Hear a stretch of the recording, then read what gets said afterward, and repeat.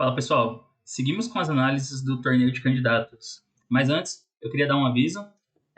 Caso você tenha chegado nesse vídeo e pensado, pô, podia fazer mais vídeos sobre o torneio de candidatos. Bom, eu queria dizer que até agora eu analisei todas as partidas da primeira e da segunda rodada, tanto do torneio de candidatos absoluto como do feminino.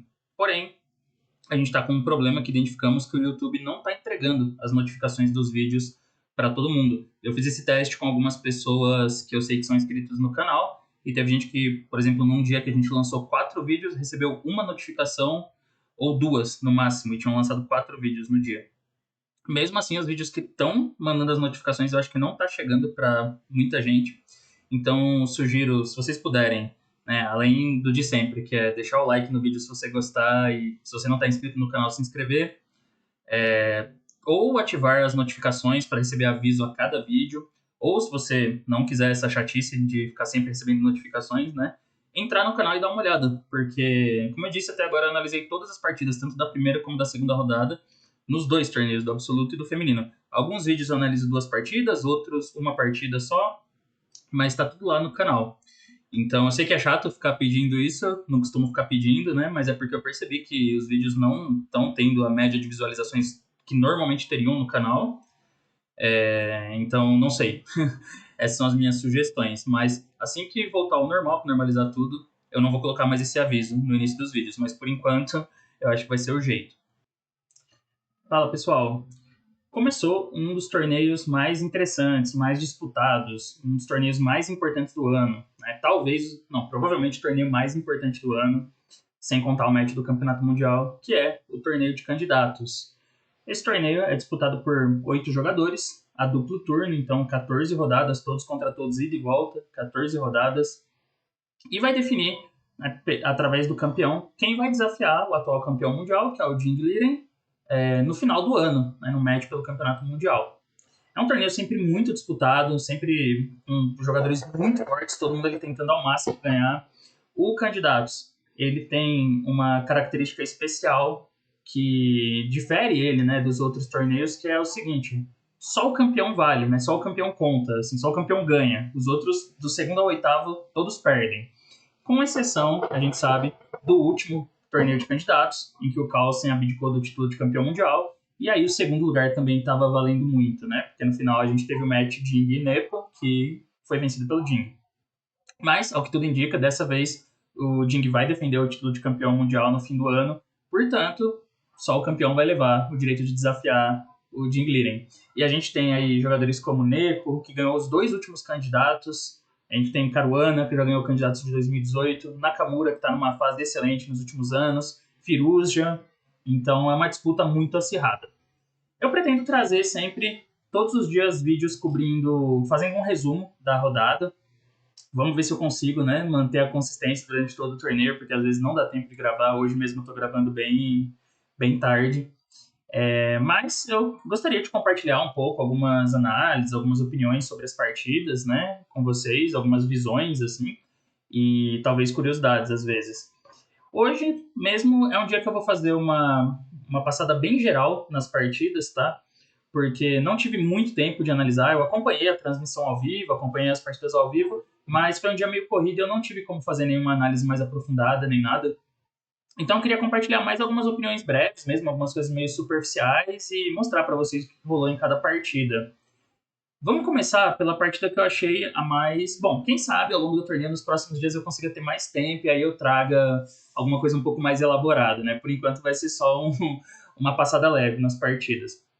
Vamos começar pela partida que eu acho que foi a mais desinteressante do dia, né? A menos interessante, que foi a partida do Abbasov contra o Nepo. Para quem não sabe, o Nijat Abbasov é um jogador menos conhecido do Azerbaijão comparado com os outros de elite que estão ali, mas ele classificou pela Copa do Mundo, chegando na semifinal da Copa. Para quem não lembra, o Carlsen que venceu a última Copa do Mundo, e a última Copa dava 3 vagas por candidatos, mas o Carlsen anunciou já durante o torneio que ele não tinha nenhum interesse de jogar o torneio de candidatos, portanto, a vaga passou para o Abbasov, que perdeu para o Carlsen na semifinal. Então ele classificou através da Copa do Mundo. É um jogador com rating assim, de 100 pontos abaixo do resto, né? Porque ali o pessoal tem tudo 2.720, 2.730, e ele tá aí com 2.632, mas assim, é um jogador jovem, O recorde dele, o rating mais alto que ele já atingiu na carreira é 2,679. Então ele não é um adversário tão inofensivo assim, né? Vamos ver como que ele jogou contra o Nepo hoje. Então o Abbasov abriu com peão dama, D4. Nepo jogou C4, cavalo F6, C4, E6. E ele jogou cavalo C3, chamando a Ninzo Índia, né? Talvez querendo ver se o Nepo ia entrar na Ninzo. A gente teve algumas partidas de Ninzo no match do Nepo contra o Ding, né? Teve uma com E3, Roque A3. Teve uma com cavalo F3 e bispo D2, se eu não me engano. A gente teve algumas Ninzo. Mas nessa partida o Nepo não jogou, ele não foi para Ninzo Índia, ele jogou D5 aqui. Ele foi para a famosa defesa ortodoxa. Bom, essa ordem pode parecer um pouco estranha, mas ela tem sido cada vez mais popular nos últimos anos, tá? De começar fingindo que vai entrar numa Ninzo-Índia e aí joga uma ortodoxa. Eu acho que tem 2 pontos, tá? Essa ordem aqui. O primeiro é que a ortodoxa é uma defesa excelente. Tanto que a gente sempre vai ver o pessoal jogando ortodoxa em candidatos, match de campeonato mundial, porque é uma defesa extremamente sólida. Segundo é que, por meio dessa ordem, de um jeito curioso, as pretas evitaram aberturas como a catalã, por exemplo, né, que seria, digamos, cavalo F3 aqui, D5 e G3. Ainda que eu acho que contra cavalo F3 o Nepo ia jogar D5 do mesmo jeito. Mas enfim, cavalo C3, D5. O Abbasov aqui jogou bispo G5. Uma outra variante muito popular é a variante das trocas, né? C por D5, E D5 e bispo G5. O Nepo jogou isso contra o Ding no match deles. Mas o Abbasov jogou bispo G5 direto. E aqui foi bispo E7. Ele faz E3, tudo bem normal. H6, bispo H4. E agora o Nepo faz D por C4, que é um lance... Assim, é uma jogada que mostra que a intenção das pretas é igualar meio à força, assim, igualar de um jeito bem forçado, tá? Porque, claro, ele tem muitas alternativas aqui no ortodoxo. Ele pode jogar cavalo BD7, ele pode jogar C6, ele pode rocar e fazer B6. Tem todo tipo de lance nessas posições. A ortodoxa, ela tem essa vantagem de ser muito sólida, então as pretas podem fazer praticamente qualquer lance, assim, sem ficar pior. Ele tem cavalo E4, que é a defesa Lasker, então tudo isso é possível. Quando ele joga D por C4, ele transpõe para uma posição que lembra o gambito da dama aceito, com a diferença que o bispo já está aqui em H4, mas aí o bispo toma C4 e C5, as pretas vão acabar isolando o peão aqui em D4. Então, é uma continuação bem direta, assim, para forçar uma igualdade no tabuleiro, eu diria. Geralmente, né, em posições de ortodoxa, nas linhas mais clássicas, as pretas ficam fazendo lances esperando as brancas jogarem bispo D3, digamos. Só para dar um exemplo, tá? Roque, cavalo F3, cavalo BD7, aí o branco faz, não sei, torre C1, as pretas jogam C6 aqui. E justamente o preto tá esperando o bispo D3. Tá esperando que as brancas movam o bispo, para aí sim ele tomar em C4 ganhando um tempo, e quando o bispo C4, por exemplo, o cavalo D5, forçando mais trocas. Tentando trocar mais peças, né? Essa é uma ideia típica, assim. Nesse caso, a diferença é que as brancas tomam o peão em C4 de uma vez, então não perde nenhum tempo pro bispo, com o bispo. Mas, por outro lado, a posição das pretas continua extremamente sólida, não é por causa desse um tempo que ele vai ficar pior. E ele já tem essa reação típica com C5, que é para tentar trocar os peões no centro mesmo e não ter problemas de espaço. A gente vai ver que essa partida acaba indo para uma posição de peão isolado, bem clássica. Então foi cavalo F3, ele tomou em D4. Aqui o Abbasov joga E por D4, ele fica com o peão isolado. Pode parecer que cavalo por D4 é uma alternativa mais sólida. E, de fato, isso aqui não altera a estrutura de peões, mas, por outro lado, a estrutura fica muito simétrica. Então, eu imagino que as pretas possam jogar assim, roque e bispo D7, preparando o cavalo C6, por exemplo.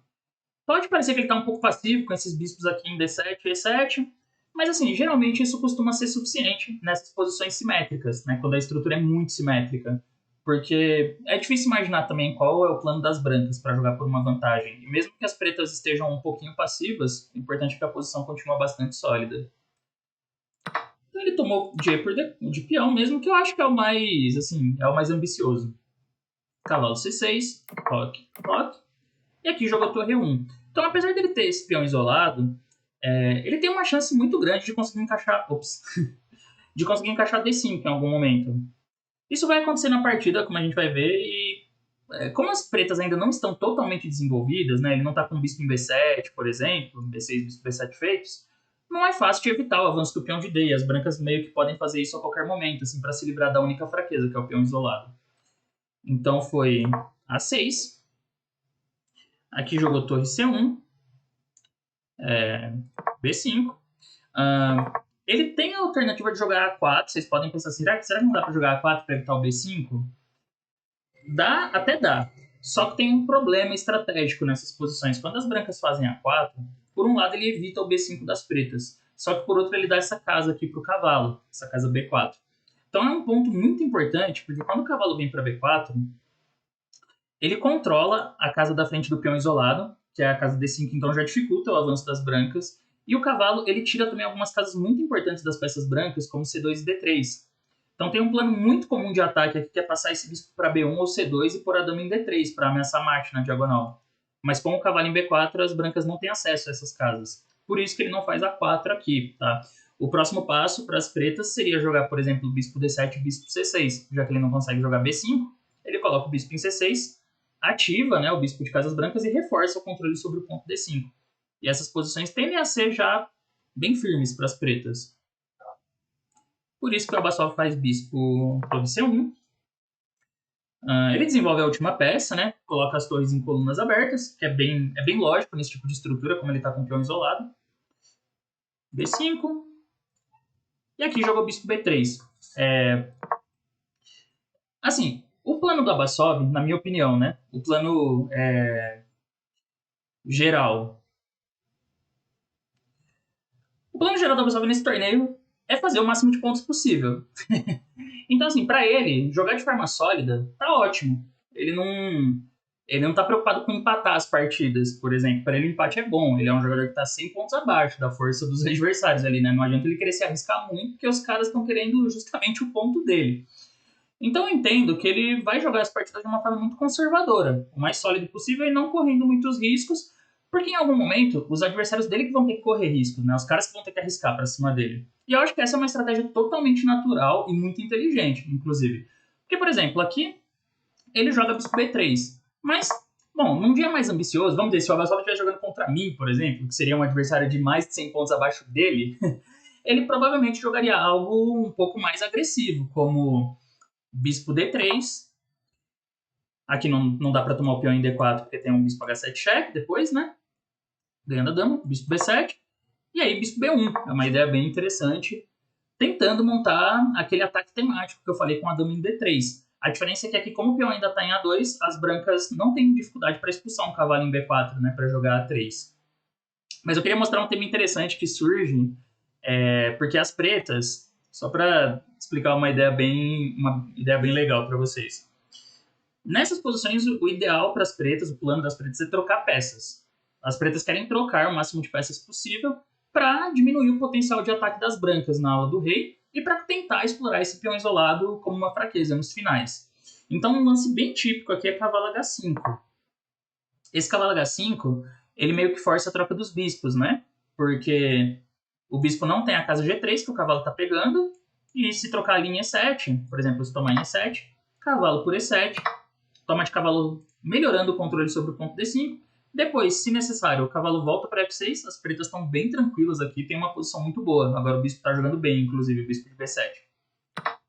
Se bispo G3, dá tempo de jogar cavalo por G3, HG3. E, bom, eu achava que bispo F6 nessas posições era jogável, mas o computador está dizendo que tem D5 aqui.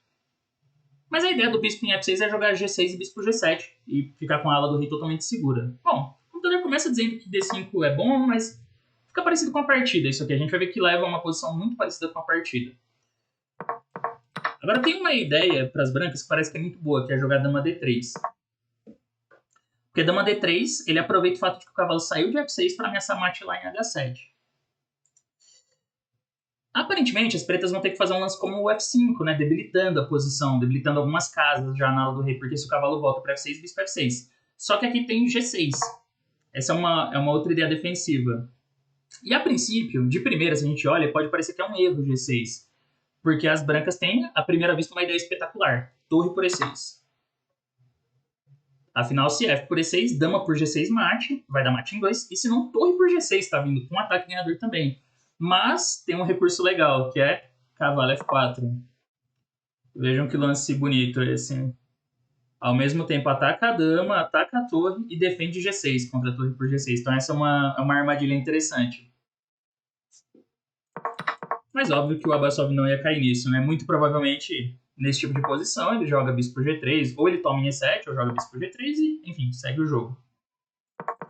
Mas, na partida, não foi isso que aconteceu. Eu só queria mostrar essa curiosidade pra vocês. Ele jogou bispo B3. Veio o bispo B7. A gente tem uma situação típica aqui de, né, do peão isolado.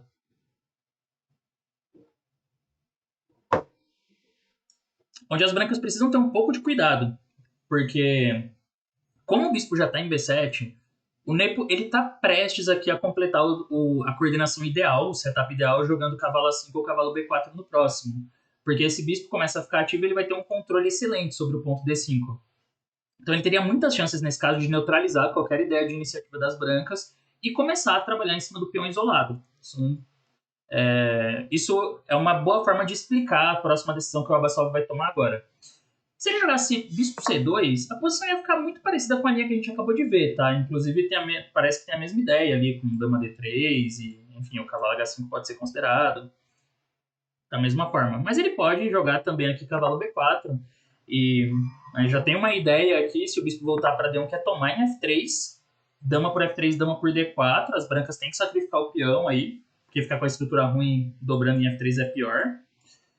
Então, aqui já a gente percebe que não é tão fácil de encontrar ideias de ataque para as brancas. Por isso que ele toma uma decisão mais sólida, mais segura. Ele joga bispo toma F6, bispo F6 e já manda D5. Né? Ele já se livra da fraqueza.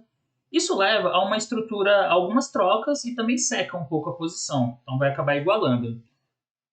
Foi E por D5, cavalo por D5 e tem um detalhe tático aqui, que é não pode tomar em B2, porque se tomar em B2, torre por C6, bispo C6 e cavalo E7, cheque. Então as brancas vão acabar com 2 por 1, né? Com 2 peças pela torre. O Nepo não entra nisso.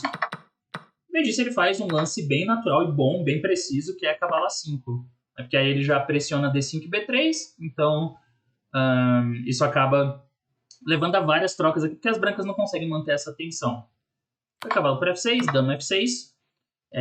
O Nepo ele ainda está jogando para tentar colocar uma pequena pressão na posição, tá? Porque agora ele está batendo aqui em F3 e já está ameaçando trazer uma torre para D8 com o tempo. Então, ele está atacando B2 também nessa posição. Assim, o Abbasov teve que tomar um pouco de cuidado para não ficar um pouquinho pior nessa posição. Mas ele encontra o melhor lance aqui, que é a dama D4. Uma bela jogada, porque obstrui a diagonal, centraliza a dama, então isso resolve bem assim para as brancas. Evita qualquer perigo. Se bispo F3, ele tem dama por F6 primeiro, né? Então aqui foi dama D4, cavalo D4, cavalo torre D8, e torre CD1, cavalo B3, cavalo B3, bispo D5 e vão rolar mais trocas, né? Foi F3, toma, e um final de torres que, apesar do computador dar um 0,20 aqui para as pretas, porque o branco tem esses peões dobrados e tal, não é nada significativo. Ele sempre tem umas ideias de contra-jogo com torre D6, então o preto não tem vantagem real aqui. Inclusive o Abbasov jogou bem sólido, torre D2, F8, torre E2, não deixou o rei vir, torre D8, F2, e eles já repetiram aqui, já acabaram repetindo. Bom, enfim, foi uma partida sem muitas emoções, né? Não foi totalmente sem problemas. Quando a gente analisa, sempre fica claro que não é tão fácil empatar com um cara como o Nepo, né? Só que eu acho importante a gente perceber o seguinte, que nessa primeira rodada de candidatos, nesse começo de torneio, vai ser muito raro a gente ver alguém arriscando tudo, assim, jogando uma Índia do Rei, jogando uma coisa extremamente desequilibrada. Porque tem muito chão, né? O torneio são 14 rodadas, então é perigoso você ir pro tudo ou nada logo de cara e ter um começo de torneio muito ruim e não conseguir se recuperar depois. Você começa de pretas, não tem por que arriscar, você pode jogar sólido, foi o que o Nepo fez. Tudo bem que ele tá enfrentando o menor rating do torneio, mas assim, ele tá de pretas e é um cara, como eu disse no começo, que o rating mais alto que o Abbasov já teve foi 2.679. Isso quer dizer o quê? É um jogador que num dia bom, ele joga num nível muito próximo de 2.700. Então ele não é qualquer um, assim, né? Você não precisa jogar de qualquer jeito com ele. O Abbasov tá na estratégia super segura de marcar o máximo de pontos que der. Eu acho que isso tá certo. Amanhã a gente vai ter Caruana de brancas contra o Albasoft de pretas. Eu tô curioso para ver qual vai ser a estratégia dele de pretas, porque assim, de brancas você consegue muitas vezes ditar o ritmo do jogo, mas de pretas aí a vida é mais complicada e ainda mais contra o Caruana, né? Então quero ver.